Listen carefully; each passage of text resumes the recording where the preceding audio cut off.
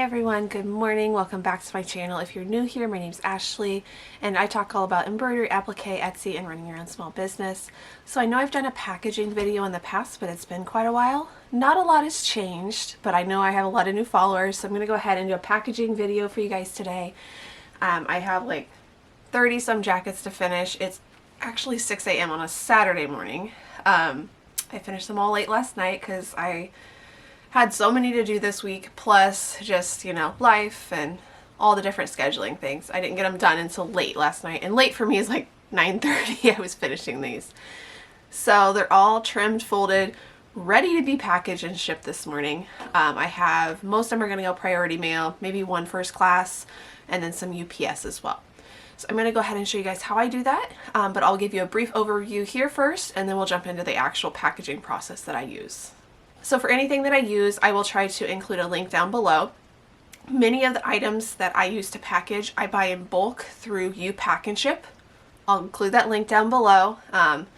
And like I said, I like to buy those in bulk. Yes, you can find most of these on Amazon if you need smaller quantities. I just find it more cost effective to buy them in bulk, buy like 1,000 or several thousand at a time. And even though I'm paying shipping, I'm still paying less per item than if I was to buy, you know, in packs of 50 or 100 on Amazon. Plus I would go through those really quickly, shipping, you know, 30 to 40 packages at a time. So some of the common things I use are just sealable bags that have the little suffocation warning on them. I'm not 100% sure on the sizes, so I'll try to include those as well. So these are the kind of structured ones with the seams on it. I also do keep a little less structured version. It's a little bit more flexible. These work better for my bigger items or multiple items. They also have the suffocation label on them. And they're the kind that just seal with, pull the strip off. And then I keep several sizes of PolyMailers. I know specifically the ones I use for birthday shirts are 11 by 13, 10 by 13, 10 by 13. Right now I have fun birthday balloon ones, usually for seasonal type things. I do buy a smaller 100 pack of something more seasonal. I don't have anything for spring yet. It's February right now, so I'm still using just these. I put away at least the Christmassy winter ones. But I have like some shark ones for boy stuff. I think I have some rainbows for girls. Nothing special right now. Most of my kids' shirts are birthdays. I just throw them in these birthday ones, and that's kind of festive. And then for my adult monogram shop, I also do keep much larger PolyMailers. Again, I'm going to have to include the exact size down below because I don't remember what it is. But I just use these kind of generic, they're marbly looking ones. I do sell men's and women's items, so that kind of keeps it neutral. And this does kind of still keep in line with my business, like aesthetic or theme, colors. It doesn't match it exactly, but it is pretty close that it kind of goes with it. So those are things I look at when I'm buying items. It's not just, oh, that's cute, and then switch it. It's usually something either themed, seasonal, or goes with my business. The other things that I use often for packaging are, if I'm shipping something priority in a PolyMailer, I don't buy these. I get these free from the USPS website. They're just little priority stickers that you can stick on there. Just gives a nice visual to the post office staff that it is priority. Some of the other things I use are packaging stickers from Hoop Mama Designs. And I know I've linked those before, but I'll link those again. Got a whole stack here. Apparently that one's used up. I buy large sets of ones with one of my business logos on it that I use on the outside of my packaging. And then I also I have some generic ones like snap and share your order with us. Those I would just put like on an invoice. I buy like some seasonal type ones. Thank you for shopping small. Things like that I can either just stick on to the invoice itself in the package, or I can put on the outside of the package just to kind of dress it up, I guess. So I do have a stack of those. Not a lot, but you can certainly print and cut your own, or just buy like a roll of generic thank you ones from Amazon.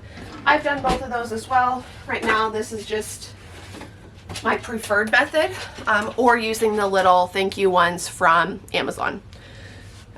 For me, printing and cutting, that would be a lot of printing and cutting, and I'm not very proficient at it, I guess. The other thing is just like regular packing tape. I've been using the refill right now from Uline, or not Uline, U-Pack and Ship. Uline is another good resource for packaging supplies. I find them to be just a little bit more expensive for what I use, but I don't use a lot of boxes. And then the other main packaging that I use is actually free mailers, priority mailers from USPS. So they provide some free shipping supplies. One of the most common ones I use are these padded flat rate ones. I like these because I don't have to weigh every package that way. I guess I'll put it down. Most of my jackets are like large t-shirts, large couple kids shirts, things like that go in here, and then I don't have to worry about it. I know what my cost is going to be without having to figure costs, things like that, or package size, etc. So it's not always the most cost effective, but it is the easiest and fastest way for me. And since I'm charging my customer the shipping anyways within the price of the item that they are paying, it's included. It's free. It's included in the price.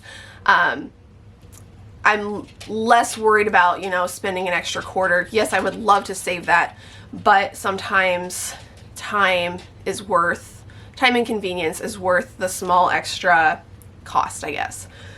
So those are just the basic overview of the supplies I'll use today. I do also keep, let me show you this one, slightly smaller of the bags I just shown. I'll try to look up the size of these two that I use for t-shirts. Now this is like a youth XL t-shirt, so I would put just like regular unisex t-shirts in here, or larger kid shirts in these. I don't buy very many of these because I don't use very many of them. Those can easily be found on Amazon in smaller packages. And I think that's it. I do have a Dymo label printer. It's my second one I've been through in about 8 years. If and when it goes, I may try a different brand, but I'm happy with it right now. I buy the generic refills, again, from U-Pack and Ship. It's easier for me to buy all the supplies together from one place. So I always try to look for a place that meets all, or at least most of my needs for a specific area when I'm buying supplies. So those, I'm going to grab those now. Most labels I print directly from Etsy. I do, and I have mentioned before that I use UPS frequently. I have that upgrade option for my customers, and then I sometimes just upgrade them myself if depending on their need by date, or if I'm shipping a bunch of other stuff UPS anyways. If I know the post office is having delays like around holidays, I'll switch over to UPS shipping. Or if it's just something that's bigger going in a box or something like that, it's often more cost effective. I'll usually price it out between the two. But UPS is usually more cost effective. And for that, I use a third-party app called Shippo. There are many others as well. I tried one or two others, and this interface for me was the most user-friendly. My only complaint with it is that I can only link one Etsy shop to each Shippo account. I could either get a second Shippo account, or I'd have to unlink it and link the other one. That's always a hassle. But it's usually I'm using UPS for one shop or the other, so I just leave whatever shop I'm currently using the most for UPS linked to it, and then just manually enter, you know, if I need one or two labels for the other shop, I just manually enter them. Right now for my kids shop, I'm not shipping a lot of UPS, so it's maybe one a week, so I just manually enter it. It's not a big deal, but it is something to consider. It is more time consuming, and when you have to manually enter the address, there is more room for error, of course. So I think that's a brief overview. That's probably not brief, 8 minutes worth of overview. So I'm going to go ahead and get started on actual packaging now. Like I said, I have over 20 orders to package today, and it's kind of a variety of packaging, so you'll get to see a little bit of everything. I am going to try to be careful. I obviously don't want to show anyone's address on screen for privacy purposes, so you'll see those are like flipped over or just out of frame sometimes. But otherwise, let's go ahead and get started.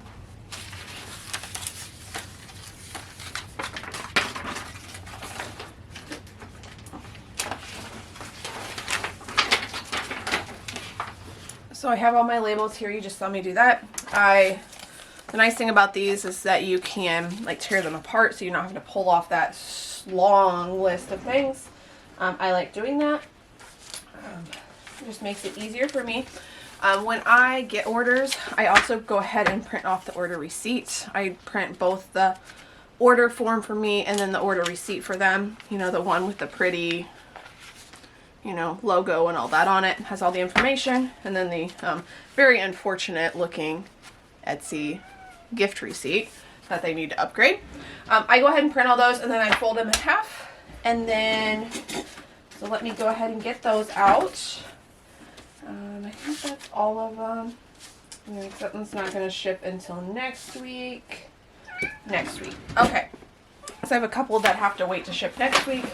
What I'm going to do now, sometimes I do this different ways, but for this week specifically, I've been trying out a new process on packaging, and what I do is I go ahead and match up my labels to the invoice instead of like doing that on the fly as I'm going. I'm really going to try today to triple check all the details on every single jacket before I package. I always try to do that when I'm packaging, but that's definitely one of those things that kind of gets glossed over when I'm in a hurry. So I'm going to try to do that today just because I finished so late last night, and I know that if I'm going to make a mistake, it's usually later in the day or at night. Sometimes it's just knowing when you work best, and I work best in the morning. So I'm going to try to go one by one, a little slower than normal, and triple check everything. I'd rather catch a mistake now and have something ship late than have my customer receive something that's wrong.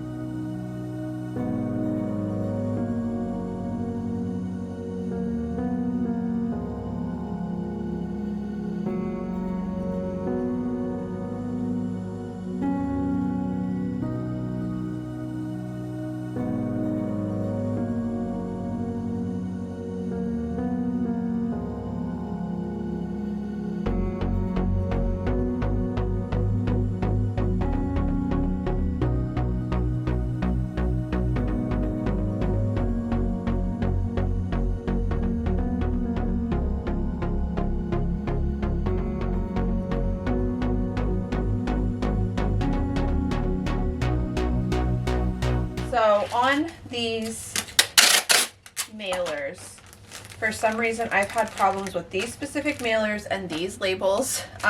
So I am going to tape them. Thankfully UPS actually opened the package, looked me up, and called me on one package because the label had fell off at the local sort facility and they couldn't find it. So they reached out and found me. So I've been taping them down just on these PolyMailers. It's like a combination of these super shiny ones and whatever generic label I'm using. I'm not sure which one's the problem. I don't have problems on any other of the packaging, so I'm more tempted to think that it's the actual mailer. So I'm going to definitely keep that in mind going forward. Maybe I might not order these again, but for now I'm going to use what I have and just put a piece of tape on the top and bottom just to help make sure it's secure and not going to get accidentally pulled off at the corner or something if it hits a box or something.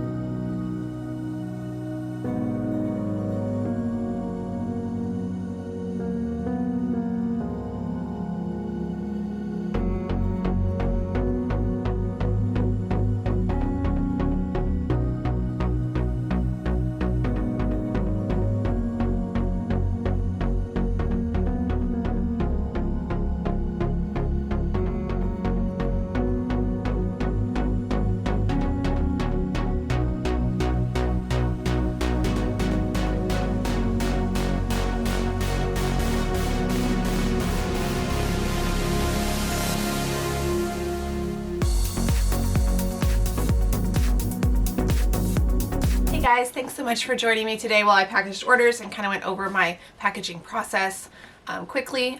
Just one other thing I thought of while I was packaging is you'll see that I do a very no frills packaging. I just make sure the item is folded and packaged nicely and securely in usually some sort of extra plastic bag or something just to protect it inside those PolyMailers, and same with if it goes in a cardboard box. I try to do that as well. But otherwise I do not add in a lot of extra stickers, freebies, things like that. If you do, my only advice is to make sure, one, that you're adding actual value to your customer. Is it something that they're actually going to want and like to see and use if it's something you're including for free? And two, make sure that you are including both the cost and the extra time for packaging when you're figuring up your costs and your labor into it. So just make sure that you're accounting for all that. If you're going to include freebies, there's absolutely nothing wrong with that. It's something I choose not to do at this point in my business. Maybe if I was starting out, I'd be more likely to do so to entice people to come back. I get plenty of repeat buyers. I'd say like a good, I don't know, a quarter of these were repeat buyers anyways, so that's always nice anyways. I often get reviews that just mention, you know, it was nicely packaged, stuff like that. So I'm just sharing that you don't have to do all the extras to have nice packaging per customer.